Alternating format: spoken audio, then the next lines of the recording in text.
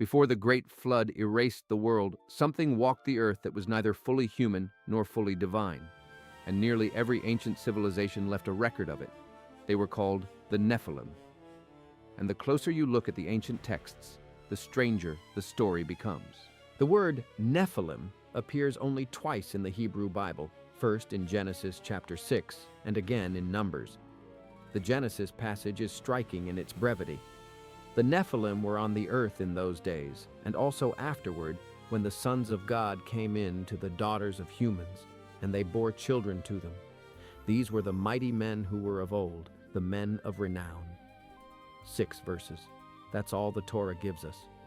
But those 6 verses ignited centuries of interpretation. The name itself is a battlefield of translation. Nephilim comes from the Hebrew root naphal, to fall. This gave rise to the most enduring interpretation. The Nephilim were the offspring of fallen angels who descended from heaven and took human women as wives. But other scholars argue the word simply means giants, pointing to the Greek Septuagint, which translates the term directly as gigantes. The ambiguity is not accidental. It is the first clue that this story operates on multiple levels simultaneously. To understand what Genesis is really describing, we have to step outside the Bible entirely and look at a text that was once considered scripture by many early Jewish and Christian communities, the Book of Enoch. Lost to the Western world for over 1,000 years, the Book of Enoch survived only in Ethiopian Orthodox Christianity, preserved in the Ge'ez language. When James Bruce brought copies back to Europe in 1773, scholars were stunned.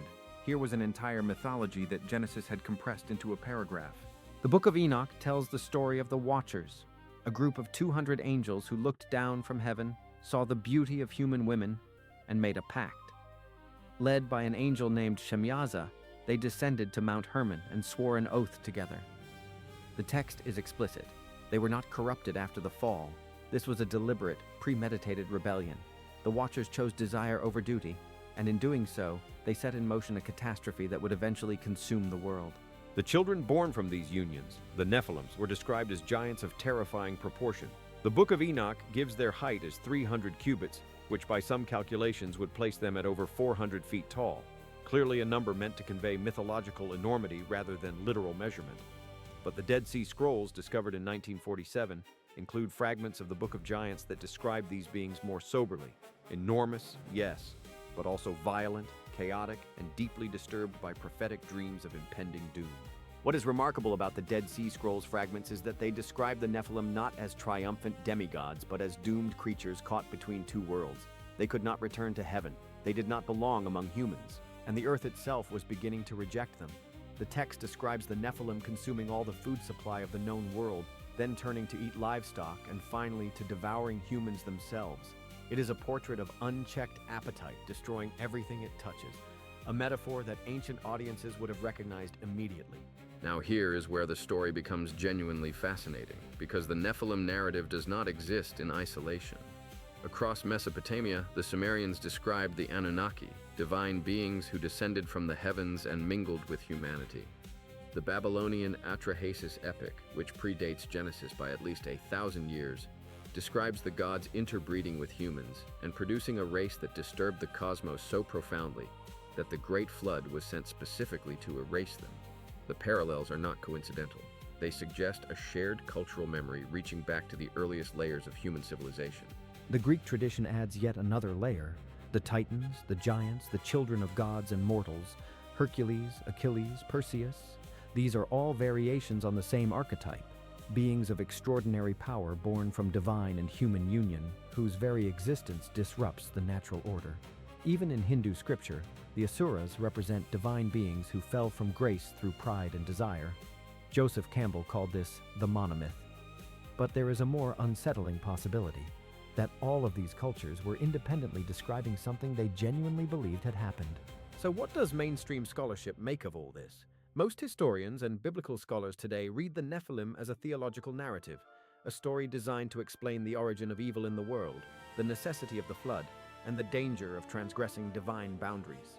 The sons of God taking human wives may represent the dangerous mingling of separate lineages or the corruption of priestly classes who abused their sacred authority. The giants are a literary device to convey moral enormity, but this interpretation, while intellectually tidy, struggles to explain why the same story appears with such consistency across cultures that had no known contact with each other. The flood arrives in Enoch as divine judgment, not merely on humanity, but specifically on the Nephilim and their Watcher fathers. The archangels Raphael, Gabriel, and Michael are dispatched to bind the Watchers beneath the earth until the final judgment, and to instruct Noah to preserve the righteous human line. But the story includes a haunting detail that Genesis omits. The spirits of the Nephilim, being neither fully human nor fully divine, cannot proceed to any afterlife. They become something else entirely, disembodied entities condemned to wander the earth, afflicting humanity. In the Book of Enoch, the Nephilim do not die with the flood. They become the source of all evil spirits in the world. What the ancient texts actually reveal about the Nephilim is something far more nuanced than a simple story of giants. They reveal a deep and recurring human anxiety about the boundaries between the divine and the mortal, about what happens when those boundaries collapse and who is left to pay the price. Whether you read the Nephilim as literal beings, as theological metaphor, or as the echo of some forgotten prehistoric reality, the story has never fully gone away. It survived the flood, just as Enoch promised. It survived the burning of libraries, the collapse of empires, and 2,000 years of religious orthodoxy trying to push it to the margins. Some stories, it seems, refuse to be drowned. If you want to keep exploring the forgotten corners of ancient history, subscribe to History Retold, because the past always has more to say.